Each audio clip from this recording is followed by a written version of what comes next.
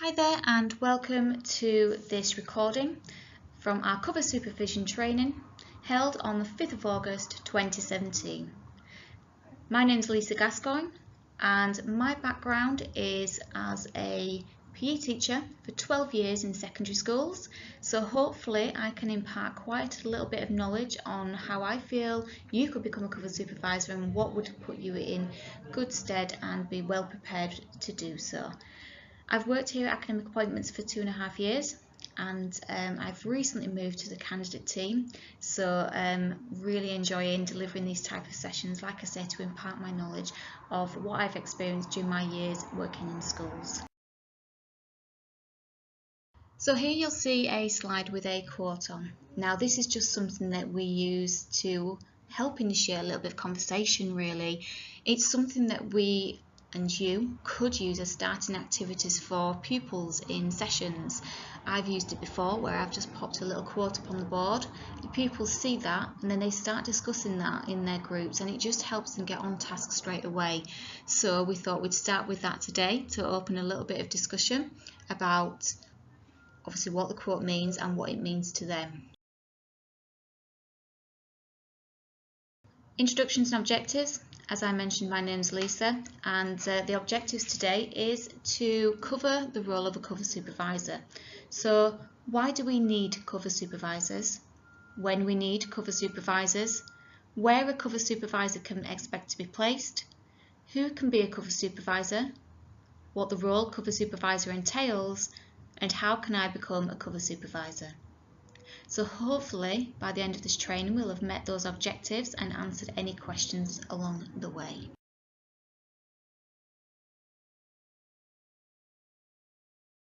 So why do we need cover supervisors? So as it says there, short-term cover.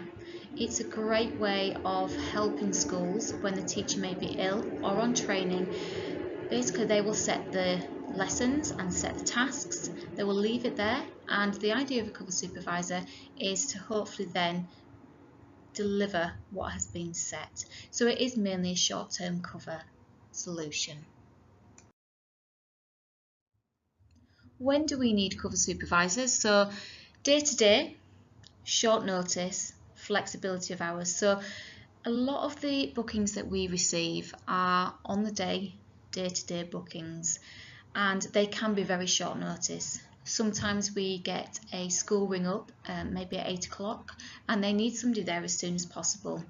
Schools sometimes don't get the notice from their staff, which means they can't always give us the notice that we need or you guys would need in order to get there promptly, so to speak. So the idea is that with cover supervisor you are ready and willing to go places at short notice and be very flexible with your hours as well, because some schools don't always need a cover supervisor for a full day. Sometimes they can be part days, which may suit some people more than others. It may be that you've got an appointment maybe in the morning, and actually an afternoon of cover supervision is perfect for you. And like I said, being flexible with this type of work is perfect for us, and if that's something that you know you can do, you hopefully would have what it takes so far to be a cover supervisor. So where a cover supervisor can be expected to be placed? All schools. Now mainly we do get them for secondary schools. Obviously, being an agency based in Leeds, we work with Leeds and the surrounding areas, so we do get a variety of schools that do ring up and ask for the role of cover supervisor to help them out. You would also be covering all subjects, so this can range, so don't expect to always be placed in the same subject and in the same department, as we don't unfortunately know what they will require on the day. They simply need somebody to help out, to help cover a variety of subjects during that school day. So who can be a cover supervisor? Ideally, we would like them to be degree qualified. Some school experience is an advantage, because to understand how a school works, in the capacity of maybe support or volunteer, maybe that's something you've done, you need to know how school policies work, how the routines are, and be able to understand how you can fit in to that that school place and that school provision. Sometimes people who want to do PGCE find the role of a cover supervisor really beneficial.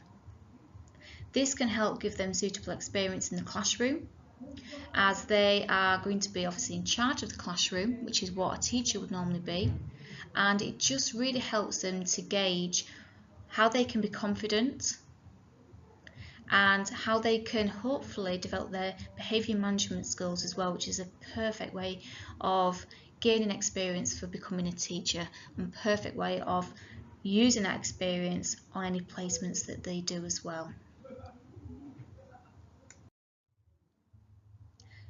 So what the role of cover supervisor entails, now this is where we opened it up to the group as a little task really, and we asked them what they felt the role entailed. Now they came up with, as we've already discussed, a range of subjects. Absolutely correct. As mentioned, obviously you will be covering different subjects along the way, mass variety. You'll encounter different pupils. You'll encounter challenging pupils. You'll encounter those pupils who really want to learn. So again, there's going to be a range. You will work in different schools. So again, similar to the pupils, you'll work in some challenging schools and you'll work some high achieving schools as well.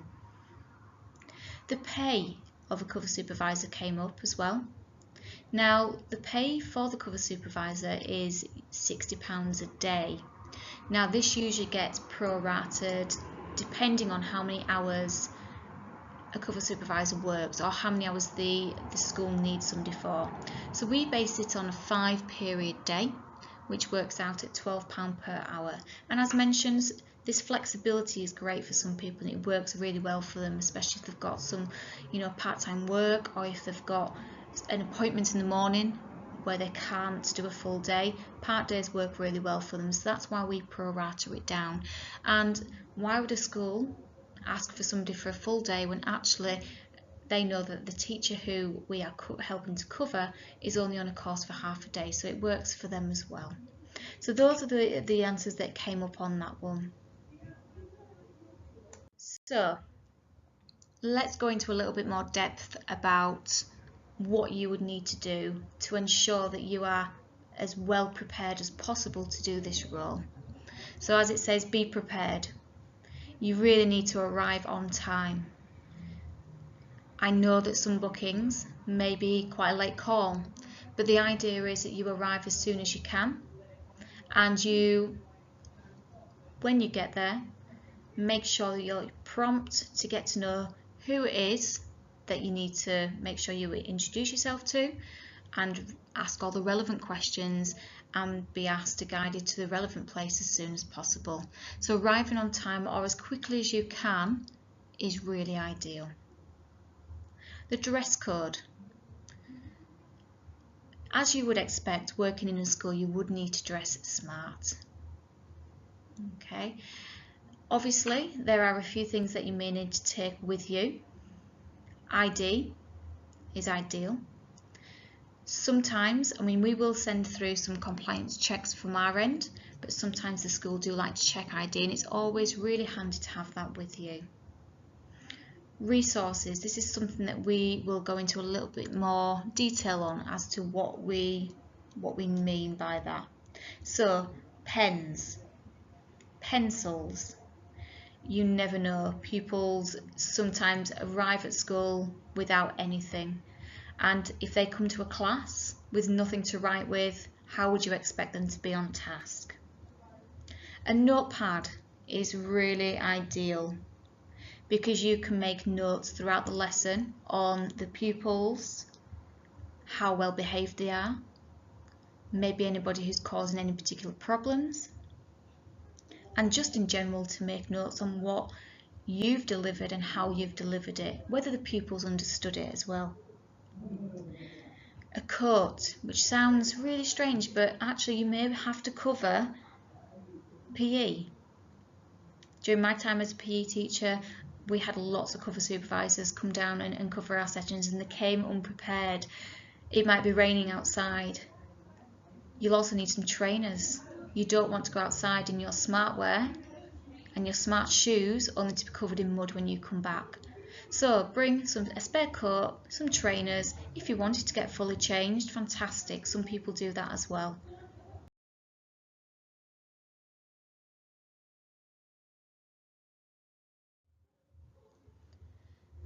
So the school and the students.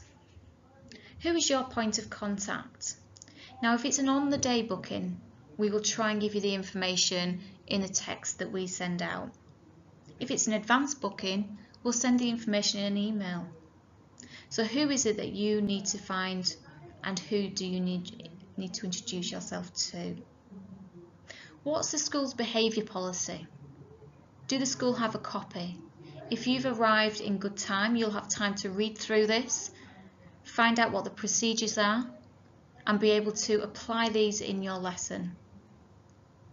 There's nothing worse when people aren't consistent with the behaviour policy. You'll find that the pupils become more challenging, and if you're not consistent and you're not following the policy, it can cause a few problems. So make sure you read through it where possible. Know your timetable. So read through it with the person who's given that to you. Ask relevant questions about the subjects and about where you'll be. Okay, what about the rules and routines in certain subjects? Science may be completely different to PE. Is there anything else you need to know about that timetable?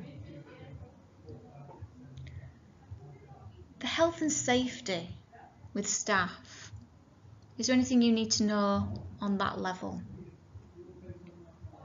What about any SEND pupils or any particularly challenging pupils that you may encounter during your lessons, during your day? Is there anybody who you need to really keep an eye out for and be prepared for?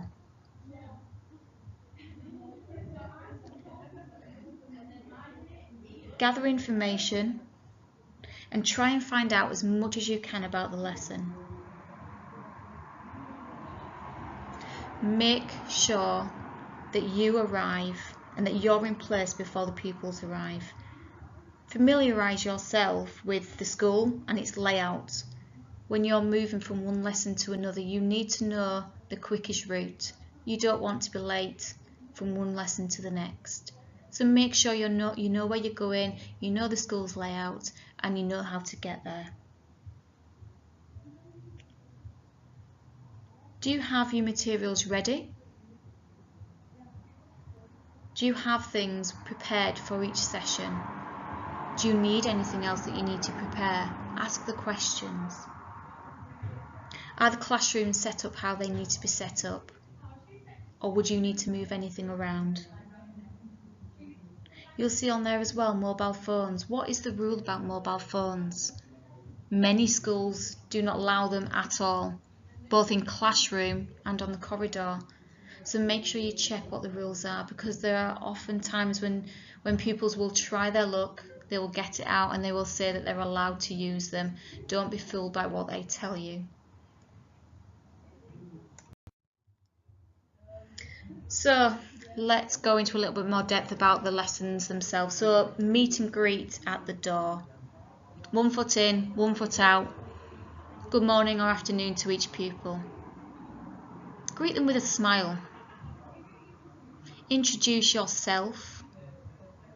Make sure we mentioned about the furniture in the classroom setup. Is there a seating plan that's provided with the work? Are pupils sat down where they should be sat down? Many schools ask for planners on their desks. Have the pupils got these out? It's always good to ask them to do this, because a lot of the time the behaviour policy does mean that you may have to write something in there, whether that be praise or maybe a behaviour comment. Have you got starter activity? Can you get the pupils on task straight away as they come in? The register is a really important part of the lesson. This is to see obviously who may not be attending and where they are. Obviously for any pupils who aren't there, who maybe have been recorded as there previously, do you need to alert anybody to the fact that they are not there? So the lesson objectives will need to be on the board. This will be probably in the pre-planned work. Make sure the pupils know what the objectives are. During the lesson, as you're going round helping them with the work, have you asked what to do in an emergency? Have you got any feedback from the pupils? Did they understand the work that was set? And don't forget to always leave the classroom how you would expect it to be found. So that means clearing away any work, any resources and equipment that you've used, making sure the pupils put their seats back where they were if they've moved, tables as they were, and that it's left in a nice, tidy state. So managing behaviour is key to success. As we mentioned, you'll come across many schools and many different types of pupils, some more challenging than others. So we mentioned a couple of slides ago about ensuring that you know what the behaviour policy is. Make sure you circulate around the room. Support the pupils where necessary. Answer questions where possible. Make sure you smile and maintain a positive and confident posture, and always be aware of what is going on around you.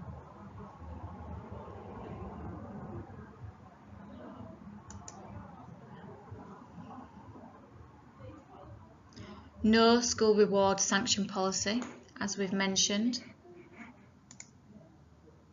Definitely don't make threats that you can't carry out. Use the reward system. This is really good to help encourage and motivate pupils. Always respond to bad behaviour in a non-aggressive manner. As mentioned, try and remain positive and try and remain confident with what you're asking them to do. If a pupil misbehaves at the beginning of a lesson, state that you will deal with it later. Try not to stop the whole class when one person misbehaves. Try and pull them to one side and deal with that situation where possible. You don't want to allow one pupil's behaviour to affect everybody's learning. Diffuse potential conflict before it starts where possible, whether that be a pupil towards yourself or pupils towards each other. The consequences and the sanctions should always be in line with the school policy, implemented clearly and consistently. Once you fail to be consistent, that's where the pupils realise they can get away with something, so do make sure you're consistent. Never use sanctions that may be welcomed by a student. So now we move on to keeping yourself and others safe. First of all, never leave yourself open to allegations. So I think we've alluded to this during the training and the presentation on previous slides. So just be very careful with what you're doing and what you're saying, both towards the pupils in the class and other support staff who may be in there as well, because you wouldn't want others to be accusing you of things that you've said in haste and not really thought about. So just be careful with what, like I said, what you're doing and what you're saying, so that others don't misinterpret this. Next one's pretty obvious, and never leave students unattended, either by leaving the classroom or sending a student out of the room to be on their own. Pupils shouldn't be left outside a classroom because they've misbehaved. Usually the policy will state exactly the procedure for this, so do make sure that you get this and you understand the policy before you start in the classroom and before you start the day. Risk assessment. Some pupils may have a specific risk assessment in place dependent upon their behaviour or dependent upon maybe medical conditions, and you need to double check that this is the case for any classes that you'll be covering that day. Okay, there'll also be, which comes a little bit further down, risk assessments in place for when a fire alarm goes off for maybe a pupil, like I say, who has a medical condition. So do make sure that you double check that for any classes that you're taking on and delivering make sure you understand what needs to be done and what is in place for that pupil. No mobile phones. Again, many schools have brought this in line with their behaviour policy. Mobile phones should not be allowed out in class. Being an ex-teacher myself, I know a lot of pupils do try it on and do say, well, Mr. whoever it is has allowed me to use my mobile phone before to search or to listen to music. Don't listen to what they're saying. No mobile phones in the classroom. Usually this can span out across the school as well. So again, just double check that behaviour policy and check what the procedure would be if you do catch a pupil with a mobile phone. If a student discloses something, follow usual safeguarding guidelines. So hopefully you'll have had safeguarding training. We do have a course that we do online, so that's something you can check out if you haven't done any recent training. But if a student discloses something, do make them aware that if it's something that you feel that you would have to pass on, that you would have to do this. Never tell them that you'll keep something secret, because unfortunately, due to the nature of many things that students disclose, you cannot do this.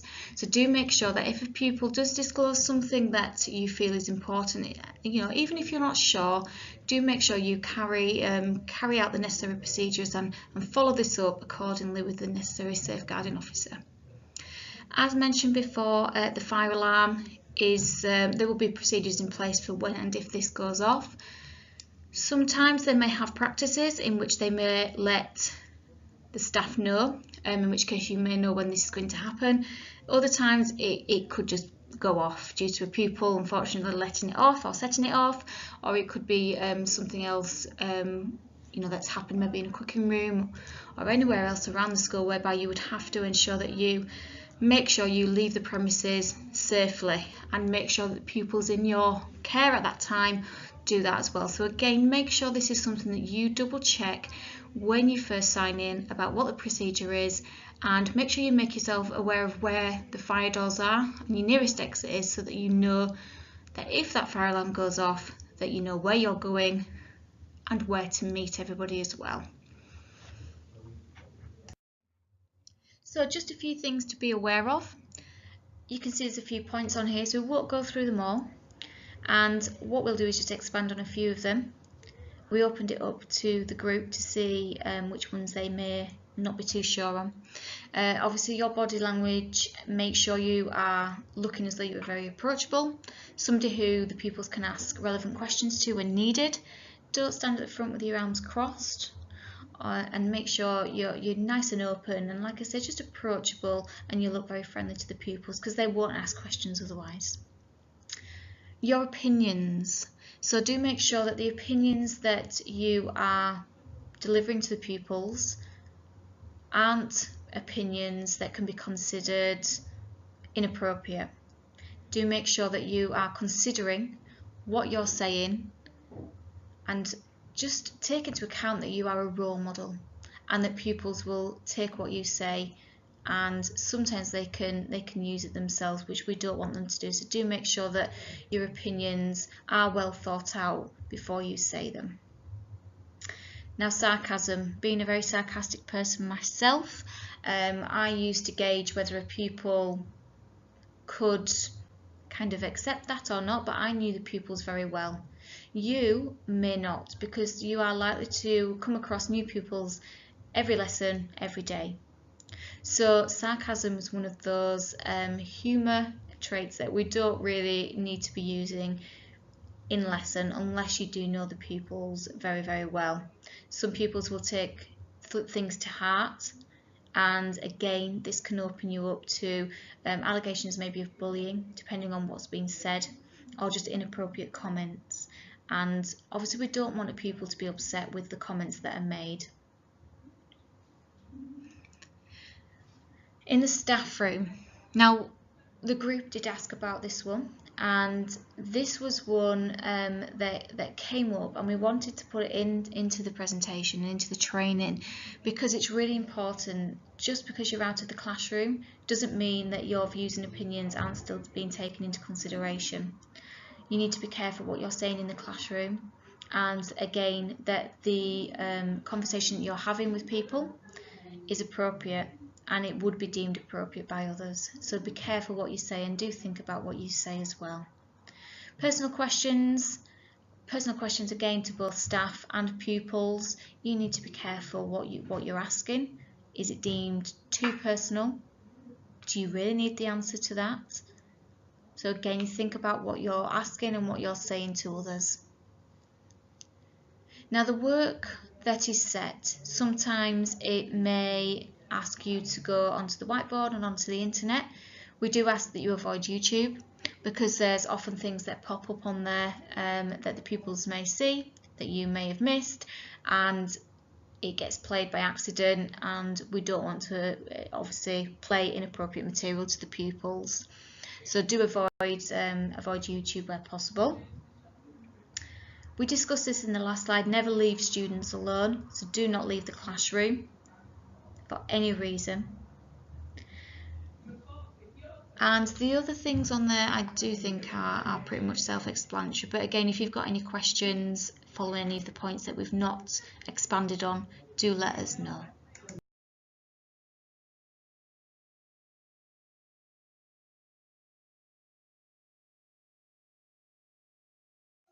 So, how can you become a cover supervisor?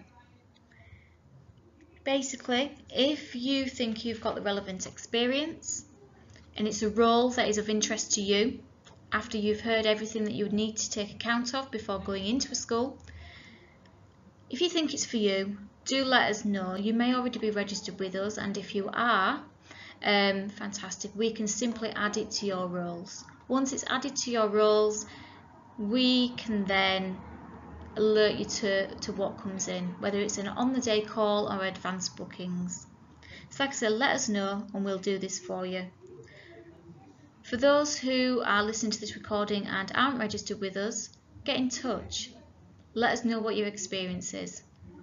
We can have that discussion with you and see if we think it's for you as well, and if it is, we can follow the registration process.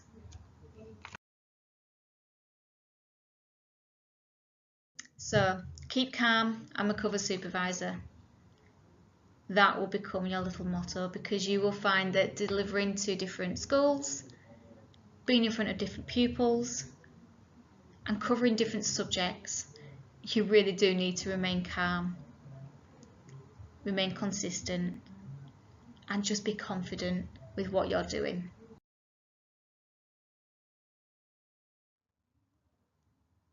So this is a slide where we handed it over to the group and try to ask really what questions they had. For this particular course, we found we had covered much of this along the way, and we'd answered a lot of the questions along the way.